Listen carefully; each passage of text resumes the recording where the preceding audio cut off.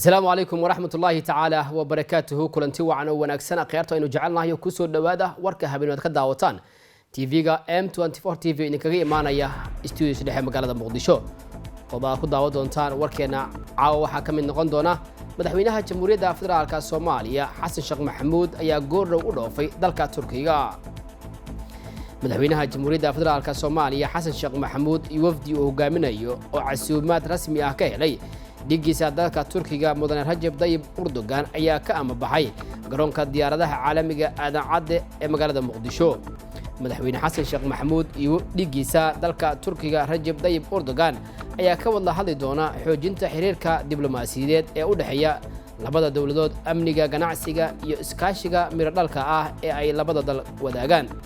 sidoo kale madaxweyne Xasan Sheekh Maxamuud ayaa inta uu ku sugan yahay magaalada Ankara ee Turkiga waxa uu ka qayb geli doonaa dood isweydaarsi ah oo soo qaban qaabisay macadka Zayd Foundation oo looga hadli doono xiriirka labada dal.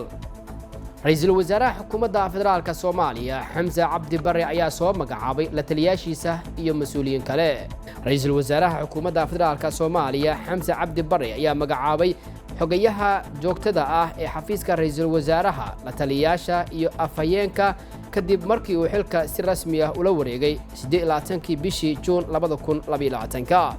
wareegta ka soo baxday xafiiska ra'iisul wasaaraha Xamse ayaa waxa xogayaha joogtada ah ee xafiiska ra'iisul wasaaraha loo magacaabay Maxamed Abuukar Zubayr isagoo oo u mahadceliyay xogayihii hore ee xafiiska Maxamed Ibraahim Nuur.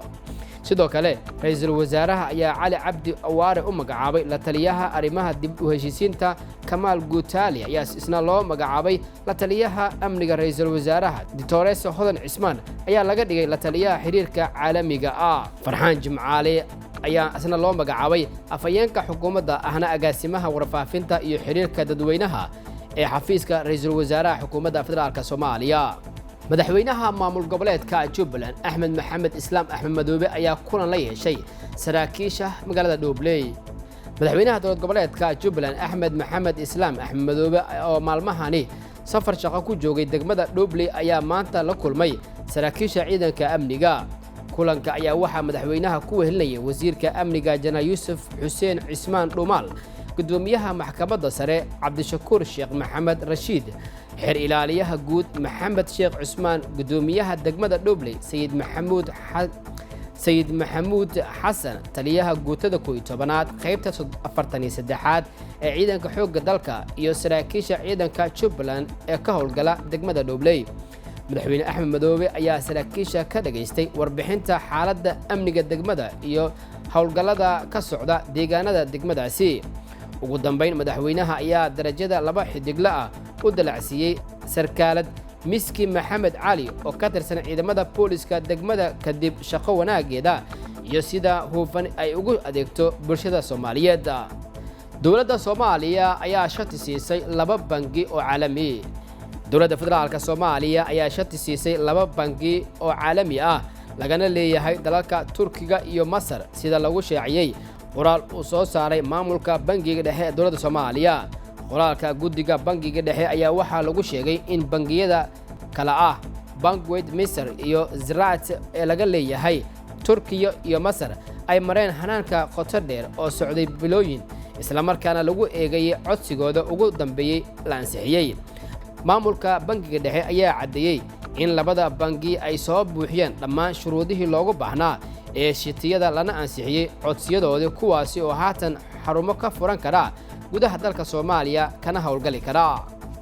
labada bangi ayaa noqon doona labadii bangi ee ugu horeeyay ee caalami ah ee ka howlgali doona Soomaaliya, taasi oo ay astaan u ah guulaha isbeddelka qaybta maaliyadda Soomaaliya sida uu sheegay bangiga dhexe. allaha u naxariistay fanaanadii weyneed Khadra Daahir Ciga ayaa aas qaran loogu sameeyay magaalada Hargeysa. allaha u naxariistay waxa maanta barqadii qabuuraha ku yaala xaafadda Haleeya ee duleedka waqooyi ee magaalada Hargeysa lagu aasay maydka fanaanadii hore ee Khadra Daahir Ciga oo xalay ku geeriyootay magaalada Hargeysa. maalmihii la soo dhaafay ay xanuun soo wajahay la jiiftay isbitaalka international ee magaalada Hargeysa halkaas oo ugu dambeyn ku geeriyootay waxaana aaska maanta ka qayb galay madaxweyne ku-xigeenka Soomaaliland Cabdiraxmaan Zaylaci xubno ka mid ah golaha wasiirada ehelada marxuumadda iyo dadweyne kale iyadoo oo uusan aaska ka qayb galin madaxweynaha Soomaaliland Muuse Biixi Cabdi abwaaniinta iyo fanaaniinta aaska ka qayb galay ayaa waxa ay ka mid ahaa Saalax Qaasim Naaji iyo Abwaan Dacar iyagoo ka sheekeeyay taariikhda fanaanada iyo waxa ay ka yaqaaneen waxayna alla ugu baryeen inuu jannatul firdaws ka waraabiyo waa tahay daawadayaal waxaa naga daawanaysaan TV-ga caalamiga M24 TV markaana ku soo dhawaada akhbaaraadka caalamka dowladda Lubnaan ayaa baaq degdeg ah u dirtay ururka jaamacadda Carabta ra'iisul wasaaraha dalka Lubnaan Najiib Maketi ayaa ugu baaqay dalalka Carabta inay taageero u fidiyaan dalkiisa oo ka jirto dhaqaale xumo baahsan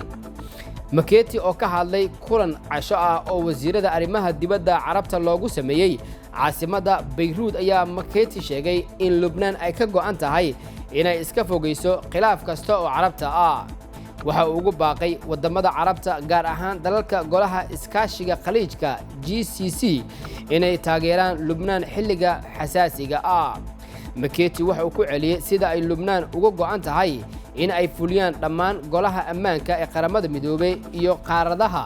jaamacadda Carabta hab lagu xoojinayo siyaasadda ka go'an khilaafka kasta oo Carab ah Beirut ayaa martigelinaysa shir ay yeelanayaan wasiirada arrimaha dibadda Carabta Sabtida si ay ugu wada hadlaan ajandayaasha shir madaxeedka Carabta ee ka dhici doona Algeria bisha November tan iyo dabayaaqadii 2019 Lubnaan waxa ay la daaladhacaysay dhibaato dhaqaale aad u daran oo ay ku jirto qiimo dhac weyn oo lacagta ah iyo sidoo kale shidaal iyo gabaabsiga dhanka adeegyada caafimaadka guud ahaan halkaas ayaan ku soo gabagabaynaynaa warka habeenaad ka daawanayseen TV-ga caalamiga M24 TV ee kaga imaanayay studio-diisa dhexe magaalada Muqdisho warka waxa idin soo saaray halkaan idin kaga soo jeedinay anigoo ah Cabsaaq Cabdi Ibraahim sidaa iyo nabadgelyo amaana Allah